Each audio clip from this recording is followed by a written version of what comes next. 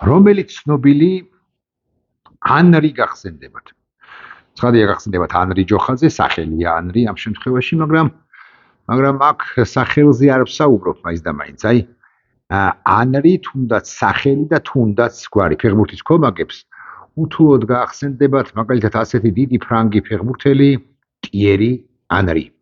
ან სხვა მწვრთნელი, ასეთი მწვრთნელი იყო სწორედაც რომ ფრანგი, ისიც ფრანგი ანრი მიშელი. ან შესაძლოა ხელოვნების მოყვარულებს გაახსენდეთ ანრი მატისი. ანრი ჯოხაძე გაახსენდებათ იმედის მაყურებლებს, ვინც მე მიყურებს ამავდროულად, ასეთები თუ არიან. ოღონდ ანრი ამ შემთხვევაში არის სახელი, ანრი ჯოხაძე. კიდევ ვინ არის ანრი მე არ მახსენდება სხვა გარდა ოხანაშვილისა და ხო და ეს ოხანაშვილის ანრი ოხანაშვილის ჩამი და ჩუმი მოცემულ ეტაპზე არის მის. რა შუაშია ანრი ოხანაშვილი და არასრული 1 წლის წინ ის პარლამენტარი იყო. არასრული 1 წლის წინ პარლამენტარი იყო, მერე 2-3 თვეში ის გახდა სუსის უფროსი, 2 თუ 3 კვირა დაჰყო ამ თანამდებობაზე და 3 კვირის თავზე, აი მას შემდეგ რაც თლად სუსის უფროსად დანიშნეს ეს პატარა ჩია კაცი, ოღონდ არ ვაკრინებს ხადია, ჩია და ის კაცი რომელიც ფეხთა ხვებოდა ხოლმე ცალკე მამუკა მდინარაძეს და ცალკე ირაკლი კობახიძეს გაქრა და ახლა მე არ ვიცი სად არის, იცით თქვენ სად არის ანრი ოხანაშვილი? ასე გაქრა ანრი ოხანაშვილი და გარკვეული პერიოდის შემდეგ მისი გვარიც კი არც ერთ ჩვენგანს არ შემოახსენდება. ანრიო ვიტყვით, უმალ ჯოხაძე გაგვახსენდება ფეხბურთის კომაგებს ანრი ტიერი ანრი, ხოლო ამის ფერწერის თუ ხელოვნების მოყვარულებს კი ანრი მატისი ცხადია. რომელიც ცნობილი მამუკა გახსენდებათ, მამუკა ხაზარაძეო ბევრი თქვენგან იტყვის, დიახ, მამუკა ხაზარაძე წარმატებული ბანკირი იყო და არც თუ წარმატებული პოლიტიკოსია, თლად გულახდილებით თუ იქნებით, ეწყინება კი მას, მაგრამ მაინც რომელიც ცნობილი სხვა მამუკა გახსენდებათ, მე სიმართლე გითხრათ ახლა ერთი გახსენებით ბევრი არა, მწერალიც არის, თუ იყო ერთი მამუკა, სხვებიც და სხვებიც, მე მყავს რაღაც 2-3 მამუკა ცნობილია, თუ ნაკლებად ცნობილი, საშუალოდ ცნობილი მეგობრებში, მაგრამ ესეთი საყოველთაოდ ცნობილი მამუკა კი ყველაზე ცნობილი მამუკა კი არის მამუია მდინარაძე, კოჭებ გამოჩენილი კაცი ოდეს ხას, როდესაც ერთ-ერთი იუმორისტი თუ ნახევრად იუმორისტ ოპერაციაში მონაწილეობდა, სწორედაც რომ კოჭები გამოაჩინა, აი ამ კოჭებ გამოჩენილი კაცმა, გუშინ იყო თუ გუშინ წინ გუშინ გენერალ-მაიორის სტატუსი თუ ტიტული თუ ჩინი უფრო ზუსტად იყო დაიფსახურა ბჭყალებში. რასაკვირველია საზეიმო ვითარებაში, არ ვიცი სიმართლე გითხრათ, აღარ მიმიდევნებია თვალყური, მოკლედ პრეზიდენტად წოდებულმა მიხეილ ყაველაშვილმა მას გენერალ-მაიორობა უბოძა მამუკა მდინარაძეს. და ბევრმა ჩათვალა რომ მამუკა მდინარაძე სამუდამოდ თუ არა დიდი ხნით მოაჯდა სუსს. დიდი ხნით დაარჩებოდა ის სუსის უფროსად, მაგრამ რაც გაუგებ ივანიშვილ უცნაურსა კაცსა მასსა, ივანიშვილმა სწორედ მაშინ, როდესაც ამასთან უსაფრთხოების თუ უშიშროების საკითხებში, მოკლედ სუსის მიმართულებით არის გახდა მამუკა მდინარაძე გენერალ-მაიორი, მამუკა მდინარაძე ამ უცნაურმა კაცმა, აი იმან აბასთობის უღრანებიდან ოღრიალებს ხოლმე ხანდახან გადაწყვეტილება მიიღო და გადაიყვანა რაღაც ახალი უწყება შეიქმნა, სუსტად არ მახსოვს რა ქვია, მაგრამ ძალოვანი უწყებების კოორდინაციის რაღაცა სახელმწიფო მინისტრის სამსახური და ამის უფროსად დანიშნა მამუკა მდინარაძე. სუსის უფროსად გადმოიყვანეს შინაგან საქმეთა მინისტრი, რომელიც სხვადასხვა ამერიკის შეერთებულ შტატებში იმყოფებოდა კი არა, ცოტა ხნის წინ ამერიკელ კოლეგას შეხვდა ერთ-ერთ სხვა სახელმწიფოში, თუ არ ვცდები, ცენტრალური აზიის რომელიღაც სახელმწიფოში, შეხვდა იქ ბატონი გელაძე იგულისხმება, მოკლედ სუსის უფროსად ის გადაიყვანეს, რა ქვია იმას, აჭარის ავტონომიური რესპუბლიკის თავრობის თავმჯდომარის პოსტიდან მოხსნეს თამაზაშვილი, სახელი არ მახსოვს, და გადაიყვანეს შინაგან საქმეთა მინისტრად და ეს რაცხა კარუსელი დაატრიალებინეს, ირაკლი დაატრიალებინა ბიძინა ივანიშვილმა ირაკლი კობახიძის. ოღონდ კაციშვილმა არ იცის, ან ეს კარუსელი რა საჭირო იყო, ან ეს კომბინაცია რა საჭირო იყო, ან ერთის გადაყვანა მეორე რა იცვლება, ამით რამე ახალი ხედვა აქვს სუსის უფროს, რამე ახალი ხედვა აქვს შინაგან საქმეთა სამინისტროს ახალ ხელმძღვანელს, რამე ახალი ხედვა კი არა პრემიერ-მინისტრს ხო ხედვა აქვს ამ ძალოვანი უწყეების კოორდინაციის სახელმწიფო სამინისტროს შექმნით რა საჭიროა აი ამიხსენით იქ ხო უნდა ხავდეს მამუკა მდინარაძეს ალბათ მაინც უსიდან წამოყვანილი პირობითად 10-12 თანამშრომელი შეიძლება მეტიც 15 თქვათ ხო აი ეს 15 ადამიანი რომ მოიხსნება სუსიდან და გადავა და სახელმწიფო კანცელარიის მთავრობის ადმინისტრაციის შენობაში იმუშავებს ვინმე მითხარით რამდენად აუცილებელი იყო ამის გაკეთება ახალი სტრუქტურის დამატება მამუკა მდინარაძე იქიდან რა ვერ უძღვებოდა არა ეს ყველაფერი რასაკვირველია საბოლოო ჯამში მაინც აბასთუმნის უღრანების ბინადრის ბიძინა ივანიშვილის ღრიალს აღგავს არც მან არ იცის გარწმუნებთ მოეპრიანა ასე კობახიძეს დაურეკა და უკავშირდა უთხრა რომ ეს ხო რამეა ტელეფონი არ არის მანამ უთხრა რომ ეხლა სასწრაფოდ დახსენი ესენიო ერთი გადაიყვანე აქო მეორე გადამოიყვანე იქო და ასე შემდეგ და კობახიძემაც ვითარცა მონამ და მორჩილმა მიიღო გადაწყვეტილება კი არა და უჯერა ბიძინა დაამფუძნებელ მამა ბიძინა ივანიშვილს შეუსრულა ეს ახირებანი მოდი უფრო ზუსტი ასე იქნება თუ ვიტყვით და გადაიყვანა მამუკა მდინარაძე იქ გელაძე იქ რა თამაზაშვილი კი ხა ერთადერთი რაც გასარკვევია ვინ იქნება აჭარის ავტონომიური რესპუბლიკის მთავრობის თავმჯდომარე ამასაც პრინციპული მნიშვნელობა არ აქვს უბრალოდ გვარი უნდა ვიცოდეთ თეორიულად ვინ ჩაიბარებს აჭარის ავტონომიური რესპუბლიკის მთავრობას ხო აჭარის ავტონომიურ რესპუბლიკას მოზეპრიანი კაც ვინმე საი მოძალოვანო ტიპს სავარაუდოდ ერთო დაგვიფარე და ირაკლი წარქუა თუ არ დაიშავენ მადლობლები ვიქნებით დასაგვირგველი ახირებები ახირებებად, მაგრამ ახლა ცოტა უფრო სერიოზულად ვილაპარაკოთ, ახლა უნდა ვთქვათ შემდეგი რამ. თუ ბიძინა ივანიშვილი ხაზგასმით ვამბობ, თუ ბიძინა ივანიშვილი მთავრობის შეცვლისაკენ შეცვლისთვის ემზადება ბიძინა ივანიშვილი, მან უნდა განთავისუფლოს ცხადია ირაკლი კობახიძე, ანუ დაკალას პოლიტიკურად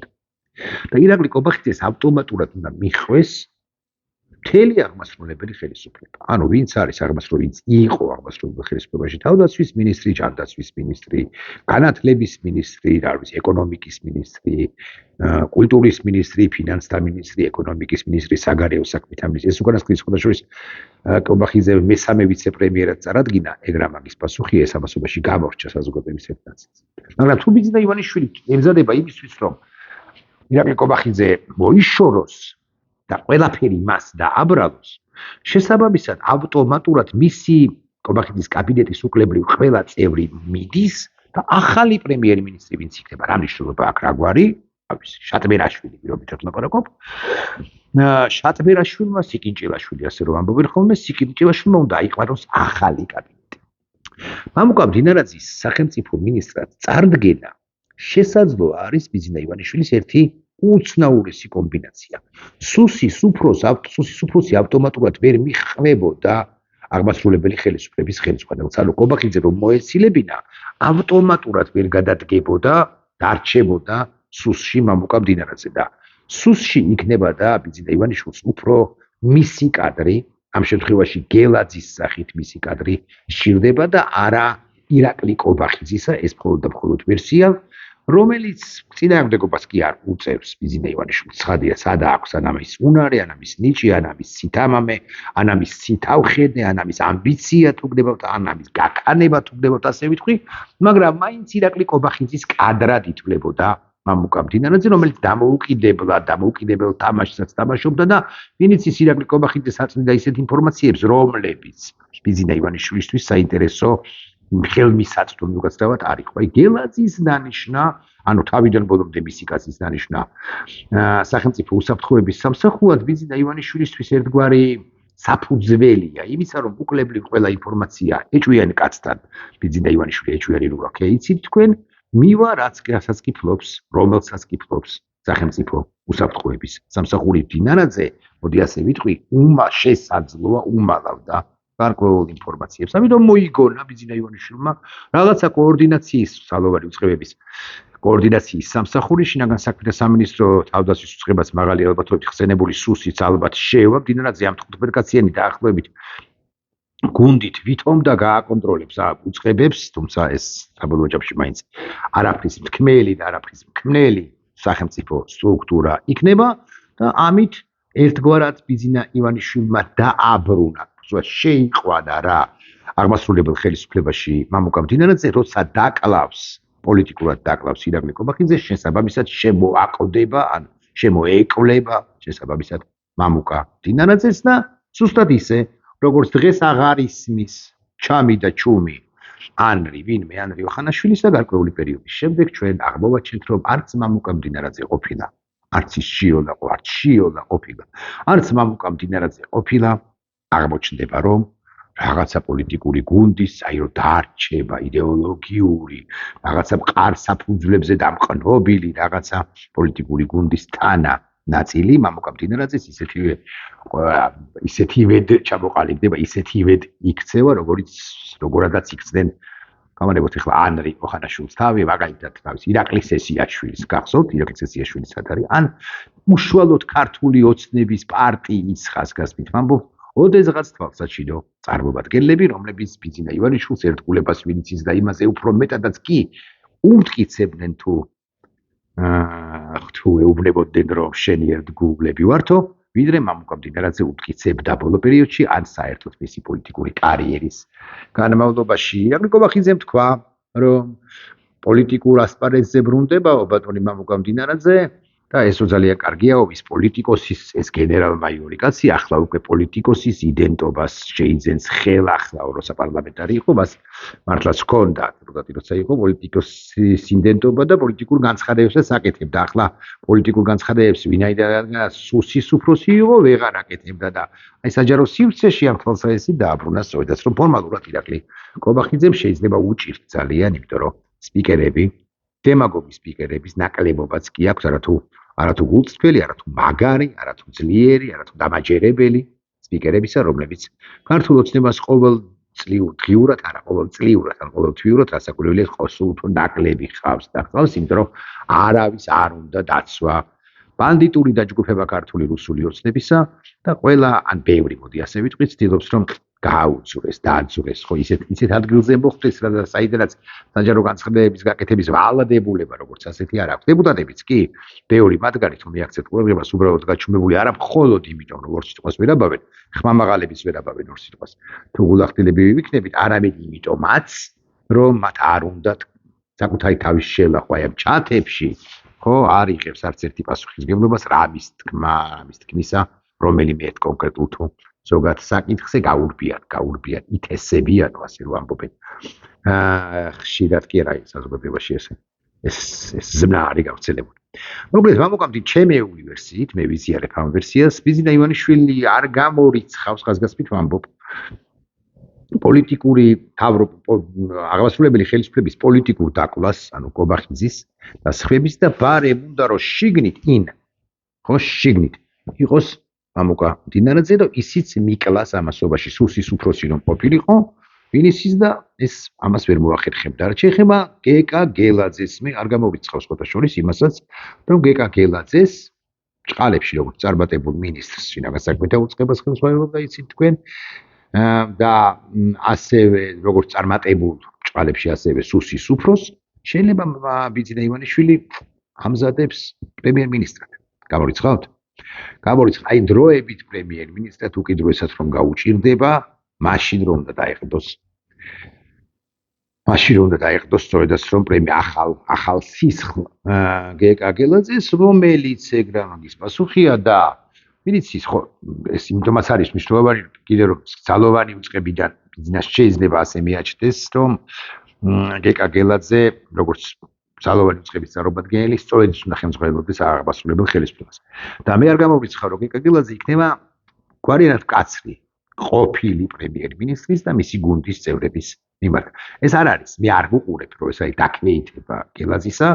შესო მინისტრი იყო, გავიდა აღმასრულებელი ხელისუფლებიდან ერთგვარად, იმიტომ რომ სუსი არ არის აღმასრულებელი ხელისუფლების თანანაწილი, გახდა სახელმწიფო უსაფრთხოების სამსახურის ხელმძღვანელი. ხოლმე ეს ამერიკელებთანაც კავშირშია შესაძლოა, იმიტომ რომ ამერიკელები გეკა გელაძეს ელაპარაკდნენ, სადაც შეხვდნენ ამ თემაზე რაღაც უსაფრთხოება, ნარკოტრაფიკი და ასე შემდეგ და იარაღის თემას გვაქვს. მოკლედ, ბევრი ამერიკისთვის მნიშვნელოვანი საკითხები. მე არ ვამბობ, რომ გელაძის ამერიკელები ენდობიან, ასე არ ჩამითვალოთ, მაგრამ ბიზინა ივანიშვილისთვის ყოველ შემთხვევაში გელაძე ფსონდასადები კაცია. მამუკას ამბავი გადაწყვეტილია, მოდი ასე ვიტყვი, ამ ჩამოქმედებით, იმიტომ რომ ეს უწყება, რასაკვირველია გაუქმდება. ვეჭვობ, რომ შეიძლება თვითონ კობახიძეებაც კი გააუქმოს ეს უწყება ბიზინა ივანიშვილის. აბასთუმრის უღრანებში გამაგრებული მოღრიალე კაცის ბრძანებით გარკვეული პერიოდის შემდეგ. Who knows? ნახოთ.